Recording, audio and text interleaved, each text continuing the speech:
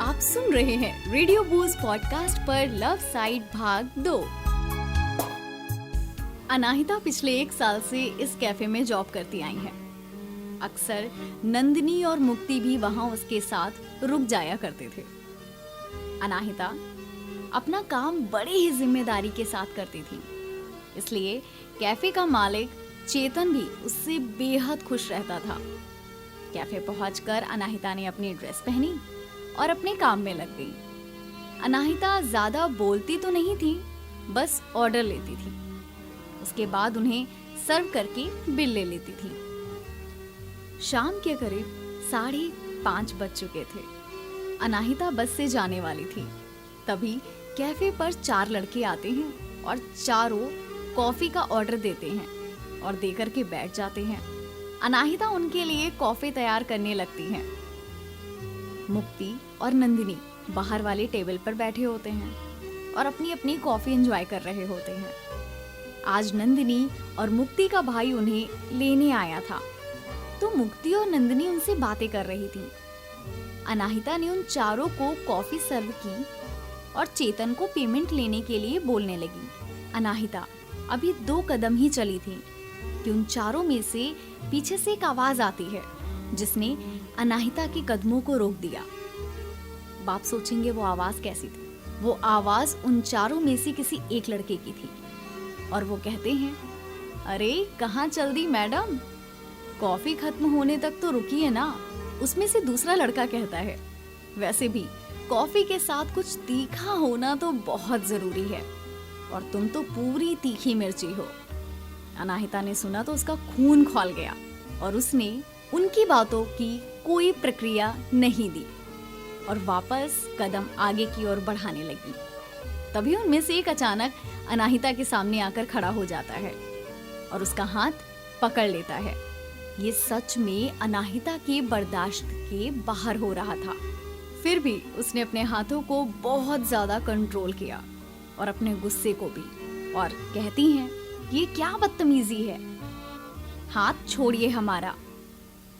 अनाहिता ने थोड़ी तेज आवाज में कहा तो उसके सामने चेतन की निगाह उस पर पड़ी। चेतन आते हैं और आकर कहने लगते हैं, ओए हाथ छोड़ उसका, तेरी हिम्मत कैसे हुई उसका हाथ पकड़ने की। जब चेतन आगे की ओर बढ़ने लगता है तो उन चारों में से एक ने चेतन का पैर पकड़कर उसे आगे की ओर गिरा दिया होता है।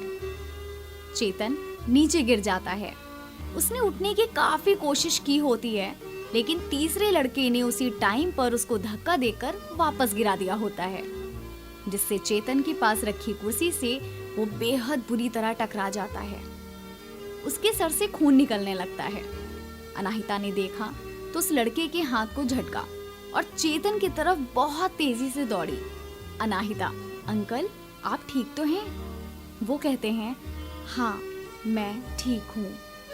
वो लड़का जिसने अनाहिता का हाथ पकड़ा था उसके पास आया और वापस उसका हाथ पकड़ते हुए बोला, कहाँ इस बूढ़े आदमी पर अपना टाइम वेस्ट कर रही हो, मेरे साथ चलो, मैं पूरी जिंदगी के मजे कराऊंगा और तुम उसे बिल्कुल नहीं भूल पाओगी। अब अनाहिता ने अपना आपा खो दिया था और वो जोर से चिल्लाती हैं कि समझ नहीं आता एक बार में, हाथ छोड़िए हमारा। अनाहिता इस बार इतनी तेज चीखती हैं कि थोड़ी दूर पर बैठे हुए मुक्ति, नंदिनी और उसके भाई की नजर कैफे की तरफ पड़ती है, जहां अनाहिता को चारों लड़कों ने घेर रखा होता है। तीनों कैफे की तरफ आते हैं। चारों लड़के अनाहिता को घेर के खड़े होते हैं। ये देखकर नंदिनी का भाई उसकी हेल्प करने की कोशिश करता है। उसे अपने करीब आता देख अनाहिता बहुत चिल्लाती है और कहती हैं, सुन लीजिए, आप एक को भी इसमें से हाथ नहीं लगाएंगे। अनाहिता का गुस्सा देख करके नंदिनी ने अपने भाई का हाथ पकड़कर खींचते हुए कहती हैं, भाई जहां हो वहीं खड़े रहना, वरना ये आपको बहुत बुरी तरह पीटेगी। मुक्ति, सच कह रही है नंदू, इतनी मार पड़ेगी कि आज के बाद ये चारों किसी को छेड़ेंगे नहीं। उन चारों में से एक लड़का घूमते हुए कहता है कि अच्छा, अब ये हमें पीटेंगे भी। भाई लोग संभल जाओ, आज से तुम्हारी भाई की हड्डियां टूटने वाली हैं। उसका इतना ही कहना था कि जोरदार पंच उसके मुंह पर पड़ता है और वो वहीं पर गिर जाता है। ये देखकर दूसरा लड़का अनाहिता की तरफ दौड़ता है। अनाहिता ने उसके टांगों के बीच एक किक मारी होती है और दूसरा वाला भी उसके बगल में लेटा हुआ दिखाई देता है। उन्हें एक बार में गिरता देख बाकी दोनों लड़कों की हालत ही खराब हो जाती है। अब अनाहिता उसकी तरफ जैसे बढ़ती हैं, वो सब दूर जाने लगते हैं। अनाहिता ने अपना हाथ आगे बढ़ाया और कहा, आप कुछ बोल रहे थे, तीखी मिर्ची, ब्ला ब्ला ब्ला एंड समथिंग। तो अनाहिता का इतना ही कहना होता है कि वो लड़का पीछे रखी कुर्सी पर चढ़कर इतनी तेज भागता है कि उसकी हालत खराब हो जाती है। अब जो लड़का बचा था उसने अपनी सारी ताकत इकट्ठी की और बोला, हिम्मत है तो आगे आओ। उसके ये कहने पर अनाहिता मुस्कुराती हुई कहती हैं कि ठीक है, मैं आती हूँ। और जैसे ही वो आगे बढ़ती हैं, वो खुद एक कदम पीछे हो जाता है। अनाहिता ने अपने सीवलेस ठीक करते हुए कहा, एक काम कीजिए, अपने दोनों दोस्तों को उठाकर किसी अच्छे डॉक्टर के पास लेकर जाइए। ये दोनों हिल भी नहीं पा रहे हैं। रही बात हमसे लड़ने की, हम 12 से 6 यहीं रहते हैं, कभी भी आ जाइएगा। अनाहिता के कहते ही उसने अपने दोस्तों को कार में डाला और इतनी तेजी से भागा कि अंदर बैठे कैफे के लोग भी बहुत तेजी से हंसने लगते हैं। फिर जो अंकल जिन्हें बहुत चोट आ गई थी, उनके पास वो फर्स्ट एड बॉक्स लेकर जाती हैं और उनकी चोट पर बैंडेज लगाती हैं। फिर उनसे कहती हैं, अंकल अब हम घर जा रहे हैं, 6:30 बज गए हैं, माँ टेंशन में आ गई होंगी। ये कहकर मुक्ति नंदिनी के पास आती हैं। नंदिनी कहती है, क्या मैटर हो गया था अनाहिता? अनाहिता कहती है, कुछ नहीं, बस ऐसे ही थोड़ा सा झगड़ा हो गया था, पर अब सब बिल्कुल ठीक है। मुक्ति कहती है, हमें पता था आप निपट लेंगी, इसलिए हम आई नहीं। मुक्ति के कहने पर नंदिनी ने उसे अपनी आंखें दिखाते हुए घूरा और अनाहिता कहती है, उन्हें घूरने की जरूरत तो बिल्कुल नहीं है, हमने देखा था आपको आते हुए। नंदिनी कहती है, मुझे पता है, तुझे हेल्प लेना तो बिल्कुल पसंद नहीं है, और कोई उन्हें पीटता तो मुझे सुकून कैसे मिलता। अनाहिता, आप दोनों से बेहतर हमें कोई नहीं समझ सकता। नंदिनी, सही कहा, वैसे उन्हें पीटने के लिए कोई भी बहुत उतावला हो रहा था। अनाहिता, कौन है वो, आप या मुक्ति? नंदिनी, हमारे भाई साहब। तभी नंदिनी का भाई सामने आता है। आइए आपको मिलाते हैं, ये हैं हमारे बड़े भाई पार्थ, कल ही आए हैं दी की शादी के लिए। दरअसल हमने आपको पहले वाले भाग में बताया था, नंदिनी और मुक्ति दोनों कजिन सिस्टर्स हैं और कुछ ही दिनों में इनकी बड़ी बहन रिया की शादी भी होने वाली है। बस उन्हीं की शादी के लिए पार्थ आया था। पार्थ आर्मी में था। उसकी बॉडी लैंग्वेज काफी अट्रैक्टिव थी। सांवला रंग, लंबाई 6.2, एक सांचे में ढला शरीर, 6 पैक्स एब्स और सबसे बेहतरीन आंखें जो किसी चीते की तरह सब कुछ भांपने में बहुत तेज थी। बहुत ही हंसमुख और मिलनसार थे वो। पार्थ के चेहरे पर हर वक्त एक स्माइल रहती थी। उसका मानना था लाइफ में आई प्रॉब्लम्स को सिर्फ एक स्माइल से झेलने की ताकत आ ही जाती है। उसका जिंदगी जीने का तरीका काफी अलग था। पार्थ आगे जाता है और अनाहिता की ओर अपना हाथ बढ़ाकर कहता है, मैं तो फर्स्ट मीटिंग में आपका फैन हो गया था, मतलब ऐसे मूव्स तो हमारे यहाँ भी नहीं सिखाते। अनाहिता ने हाथ मिलाते हुए अपनी आंखों को शक से उठाते हुए पूछा, थैंक्स इस हौसले का और आफिजाई का, लेकिन ये मूव्स यहाँ नहीं सिखाए जाते, हम समझे नहीं। पार्थ कुछ बोलता इससे पहले मुक्ति कहती हैं कि भाई ने चंडीगढ़ में कराटे क्लासेस ज्वाइन की थी, इसलिए यही बोल रहे थे। अनाहिता ने हाथ छोड़ते हुए कहा, आपसे मिलकर हमें बेहद अच्छा लगा। फिर मुक्ति और नंदिनी की तरफ देखकर कहा, हम चलते हैं, माँ बहुत परेशान हो रही होंगी। मुक्ति कहती है, तो हमारे साथ ही चलना, हम भी तो घर ही जा रहे हैं। अनाहिता को लेट हो रहा था इसलिए वो मान गई। कार में बहुत शांति थी, इसलिए पार्थ ने म्यूजिक ऑन कर दिया। म्यूजिक सिस्टम पर गाना लगा था।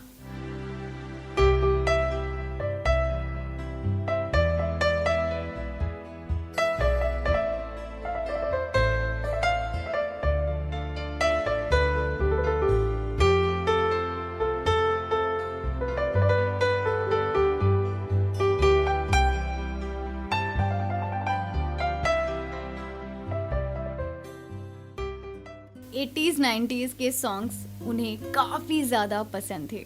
वो अधिकतर इन्हीं तरह के गाने सुनता था।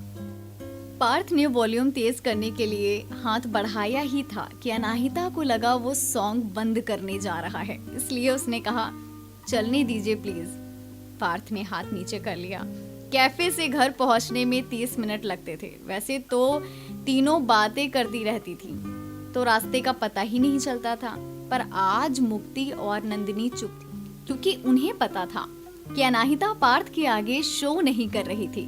पर आज के इंसिडेंट से वो बहुत ज्यादा अपसेट थी। सबको यूं चुप देखकर पार्थ ने अनाहिता से पूछा, आपने बताया नहीं, इतनी फास्ट कराटे मूव्स कहाँ से सीखे? अनाहिता, कुछ बचपन में अपने पापा से और बाकी एकेडमी से। क्या करूं, अब जरूरत तो पड़ती ही रहती है। अनाहिता इतना कहकर चुप हो जाती हैं। पार्थ कहते हैं, लगता है आप ज्यादा बोलती नहीं हैं। अनाहिता, हाँ शायद। मुक्ति, वैसे भाई अनाहिता ब्लैक बेल्ट है कराटे में, कभी आपसे फाइट करा के देखें कौन बेस्ट है? मुक्ति की इस बात पर अनाहिता बस मुस्कुरा देती है। नंदिनी ने देखा तो इशारे से मुक्ति को चुप रहने के लिए कहा। वापस सब चुप हो गए और कार में शांति छा गई। अनाहिता ने अपना सर सीट से लगाया और आंखें बंद कर ली। पार्थ ने अनाहिता को देखा, वो बहुत ज्यादा मासूम लग रही थी। तभी गाने के बोल बजने लगे। क्या, जरा सुनिए।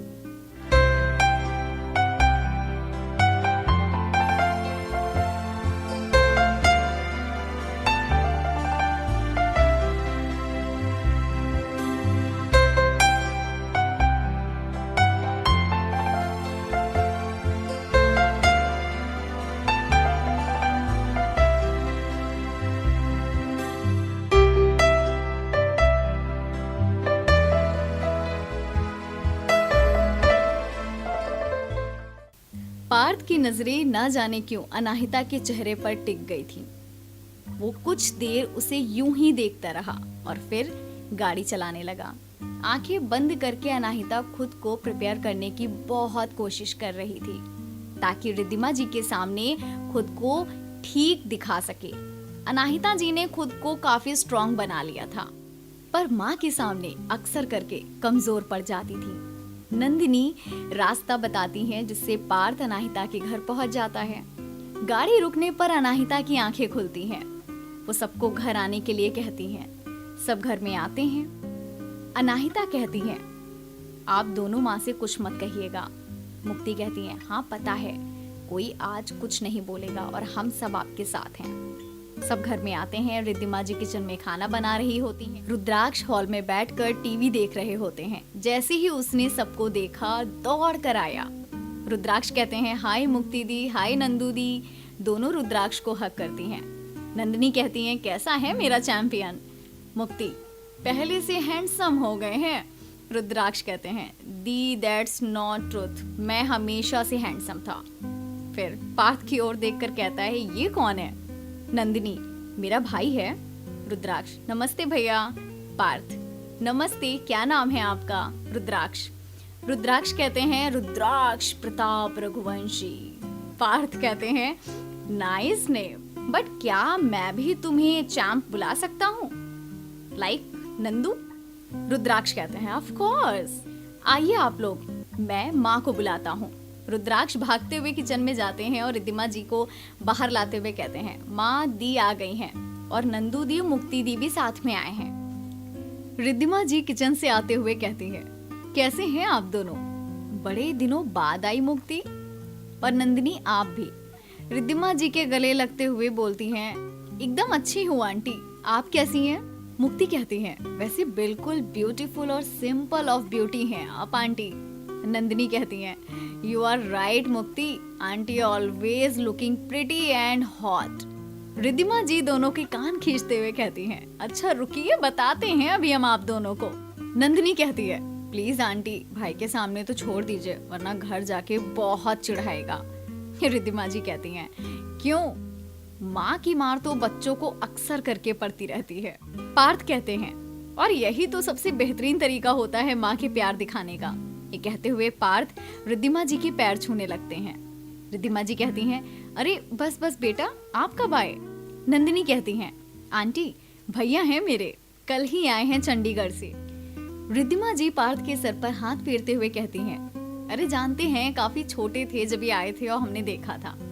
हमेशा ऐसे ही मुस्कुराते रहिए। रुद्राक्ष पार्थ के पास आकर कहता है, नीचे झुकिए। रुद्राक्ष के कहने पर पार्थ नीचे बैठ जाता है। माँ ऐसे ही मेरे बाल भी खराब कर देती हैं। पार्थ, चैम्प, ये माँ का प्यार ऐसा ही होता है। रुद्राक्ष कहते हैं, पता है ये तो, पर बाल तो खराब हो ही जाते हैं ना। रुद्राक्ष की मासूमियत भरी बातें सुनकर सभी को बहुत हंसी आ जाती है। रिद्धिमा जी कहती हैं, अनाहिता कहाँ गई? नंदिनी कहती है, शायद अपने रूम में गई, मैं उसे लेकर आती हूँ। नंदिनी जानती थी अनाहिता बहुत अपसेट है, लेकिन अभी किसी को दिखा नहीं पा रही है। जब तक उसका गुस्सा निकल नहीं जाता वो खुद को तकलीफ देती रहेगी। इसलिए वो अनाहिता के रूम में आ जाती है ताकि अनाहिता अपनी फीलिंग्स को शेयर कर सके। नंदिनी रूम में आती है तो देखती है अनाहिता बाथरूम में है और उसका गेट खुला हुआ है। नंदिनी बाथरूम में जाती है और देखती है अनाहिता अपना हाथ बार बार साबुन से धुली जा रही थी। नंदिनी गेट पर खड़ी हो जाती है। अनाहिता कई बार अपने हाथों को धुलती है और आखिरकार अपने हाथों में से एक मुक्का दीवार पर मारती है, जिससे उसके हाथों में ब्लड आ जाता है। नंदिनी दौड़कर उसके पास जाती है। नंदिनी कहती है, चल बाहर चल, अगर तेरा हाथ साफ हो गया हो तो। अनाहिता कुछ नहीं बोलती है। अनाहिता अपने भावों को कभी अपने चेहरे पर आने नहीं देती है, इसलिए उसके मन में क्या चल रहा है ये जानना सबके लिए बहुत मुश्किल हो जाता है। लेकिन नंदिनी, जिसके लिए ये सब बहुत आसान था, नंदिनी जिसके काबिल थे, वो उन्हें मिल गया। इतना मारा तो उनको, फिर खुद को हर्ट क्यों कर रही है? अनाहिता कहती है, तो क्या करें, कब तक झेलते रहें ऐसे दरिंदों को, इन अमीरजादों को? घिन आती है हमें ऐसे लोगों से। नंदिनी कहती है, ये दुनिया भरी पड़ी है ऐसे लोगों से, तो क्या करें, जीना छोड़ दें हम सब? नहीं ना। लोग कहते हैं जैसे तू लड़ी, उनके छूने से तुझे कोई फर्क नहीं पड़ता, तो क्यों खुद को तकलीफ दे रही है? मुझे पता है तू बहुत ही ज्यादा ब्रेव है, सबसे ज्यादा, और हमें इस बात का बहुत गर्व है कि तू हमारी दोस्त है। अनाहिता, कैसे, आखिर कैसे समझ जाती हैं आप हमारे मन की बातें? नंदिनी, ठीक वैसे जैसे तू उन्हें छुपाने की पूरी कोशिश करती है। अनाहिता कहती हैं, लव यू यार, हमें कभी किसी भी सिचुएशन में मत छोड़ना आप दोनों। नंदिनी अनाहिता को हंसाने के लिए, हम तो नहीं छोड़ेंगे, पर तुझे कभी कोई और मिल गया और तूने हमें छोड़ दिया तो? अनाहिता हंसते हुए कहती है, ऐसा कभी होगा? तो ये था अनाहिता का दूसरा भाग। अब आने वाले भाग में क्या कुछ होगा? क्या पार्थ ही है उसका वो हमसफर? ये सब कुछ जानने के लिए सुनते रहिए love side podcast with RJ Priyanka.